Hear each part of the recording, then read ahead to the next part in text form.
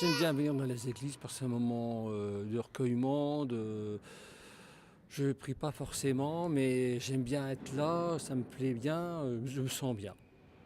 C'est une belle église, mais enfin, je n'ai vu encore des beaucoup plus belles que celle-ci.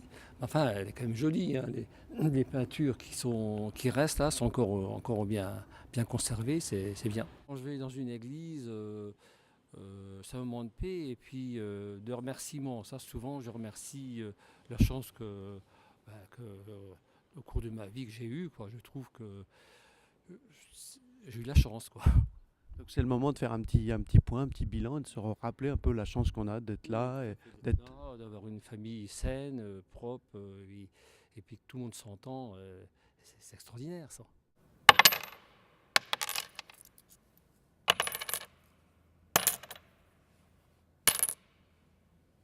Je m'appelle Florence. Ce lieu m'inspire particulièrement parce qu'il a une grande diversité. Bon, d'abord, il y a des expos, il y a du cinéma, il y a une librairie de grande qualité où il y a des bons bouquins sur le design et l'architecture et l'urbanisme. Et puis globalement, l'ambiance est sympa, le grand parvis est toujours animé.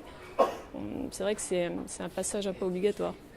Mais je pense que non, jamais l'expérience esthétique n'est une consommation. Elle est, à un moment, il y a une marchandisation parce qu'on doit accéder, il y a un modèle économique, c'est-à-dire qu'à un moment, il faut payer sa place.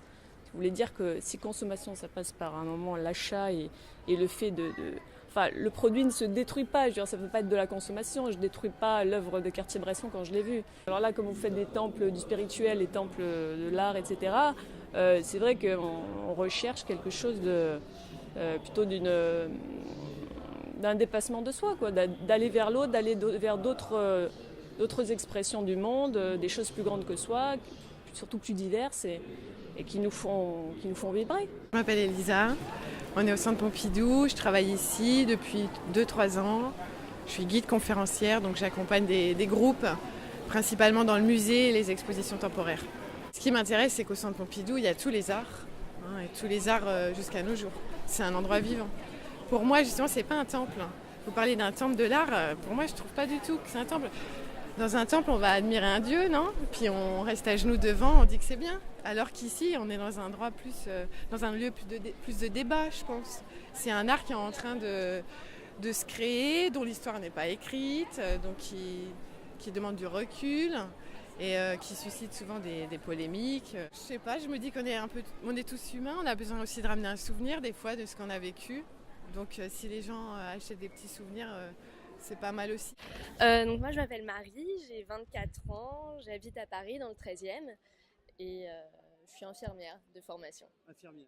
En fait j'évite les halles parce que je trouve que c'est pas très agréable à l'intérieur. Par contre effectivement il y a toutes les boutiques qu'on recherche, donc là j'y passais et du coup je pars en vacances demain, donc je me suis arrêtée dans 2-3 boutiques au passage.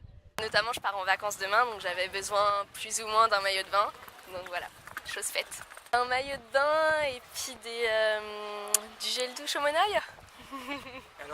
Moi pas forcément, je préfère plus les petites rues, surtout à Paris on a la chance d'avoir pas mal de boutiques en plein air, enfin des rues très sympas avec toutes les boutiques mais dans des rues aérées. Après ici il y a notamment une grande Fnac, donc c'est vrai que j'ai tendance à venir là quand j'ai besoin d'aller à la Fnac.